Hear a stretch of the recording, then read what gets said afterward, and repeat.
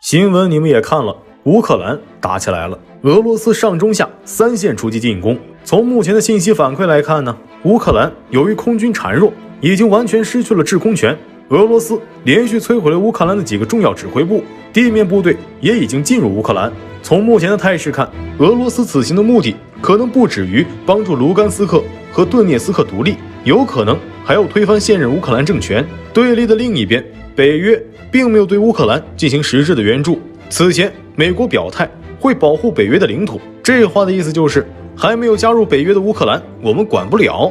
美国和七国集团都说会对俄罗斯进行最严厉的制裁，但这么做呢，用处不大。既然俄罗斯发起军事行动，那么被西方国家制裁就是预期中可以承受的代价。所以我一直到现在也没看明白，为什么乌克兰在事实上孤立无援的情况下，要去招惹实力悬殊的邻国呢？至于对股市的影响，我第一时间的反应就是去搜8年前俄罗斯合并克米里亚时 A 股的反应，于是就去搜了一下2014年沪深300指数的 K 线，如下。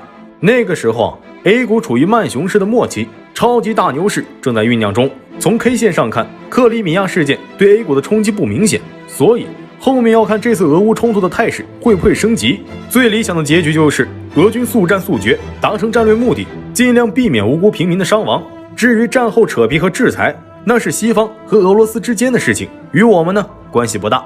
国际油价和粮价的波动也控制在不离谱的范围内。最近涨得比较好的是能源、军工、黄金。能源目前本来就在全球回暖的大趋势，产能一时上不来，所以买方市场还会持续相当一段时间。至于军工，我并不看好。说到底呢，这场冲突和我没有太大关系，除非北约强势介入，态势升级，否则军工股价完全是情绪上的波动。做多黄金的看起来短期可以搞一下，但也要看态势会否升级。有兴趣的可以自己去看黄金股2014年3月的走势，也是前期突突了一下，后面就栽坑里去了。很多事情的发展方向要看俄乌这次是短打快打还是长打大打。